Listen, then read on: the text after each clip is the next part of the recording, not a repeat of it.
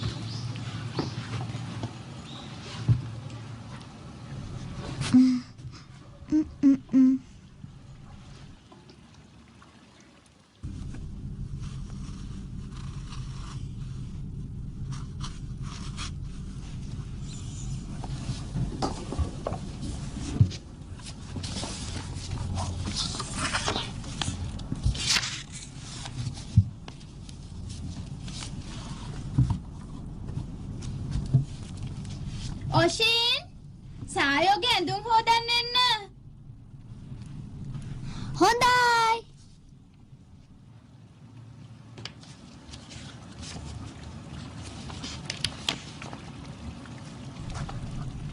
ඔෂින් එනවා.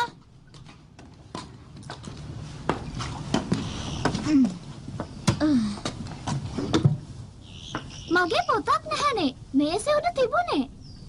ඒක වෙන්න බැහැනේ. ඒ පොතත් නැති කරගත්තද? ඒක එතන නෑනේ. කායෝ.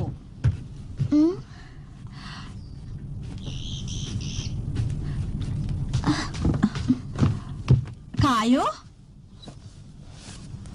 මට සමා වෙන්න.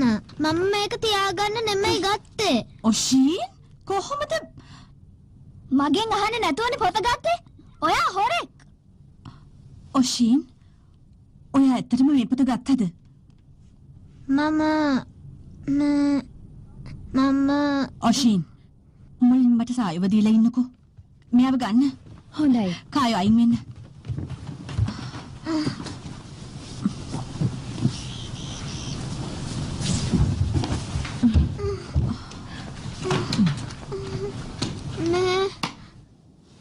කොහොමත් වැඩකාරයෙන්ගෙන් කොහොම දේවල් බලාපොරොත්තු වෙනවා.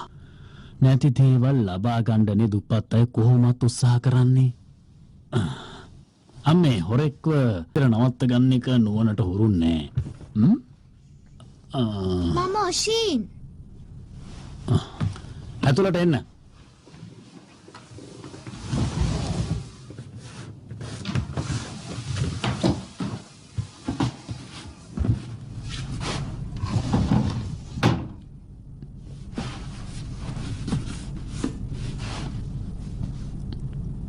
ඔෂීන් ඔයා කායෝගේ පොත හොරකම් කළාද?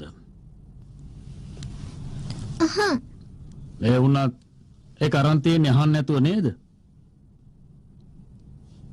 කියනවා. ගත්තා නේද? කායෝ හිමින් කතා කරන්න. ඒක මගේ වැරද්ද ලොකු නෝනා. මම ඒක තියාගන්න නෙමෙයි ගත්තේ. මට පොත කියවන්න ඕනේ වුණේ. ඒ වුණත් ඔයාට අකුරු කියවන්න බෑනේ.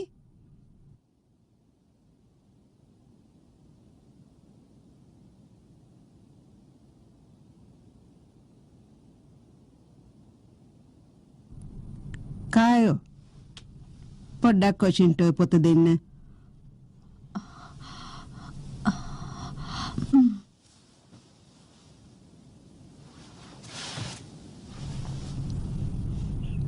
දැන් කියවන්න.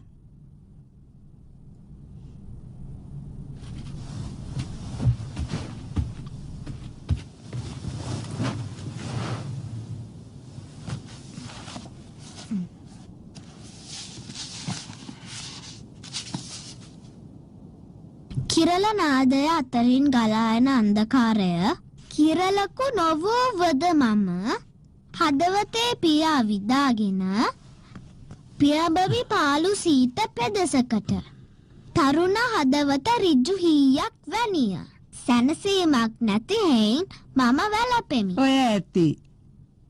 ඔෂින් ඇත්ත කියන බව එළි වුණා. ආච්චි අම්මා ඔච්චර හොඳට කියවන්න පුළුවන් නම් පොතක් අරන් කියවන්න හිතන එක සාධාරණයි කියලා මට හිතෙනවා. ඔෂින් මිනිස්සු නිතරම සේවකයෝ දිහා වපරැහින් බලන්නේ. ඒක නිසා ප්‍රවේශම් වෙන්න ඕනේ. තේරුණාද? හොඳයි. කායෝ ඔයාගේ පොත ඔෂින්ට දෙන්න. කොහොම වුණත් පොත් ටික මේ ගෙදරමනේ තියෙන්නේ. මම මෙහෙම ඔෂින්ගේ පැත්ත ගත්ත නිසා ඔෂින්ට කරදර කරලා තිබුණොත් එහෙම මම වෙළඳාමේ අයිතිය පවරන්නේ නැහැ.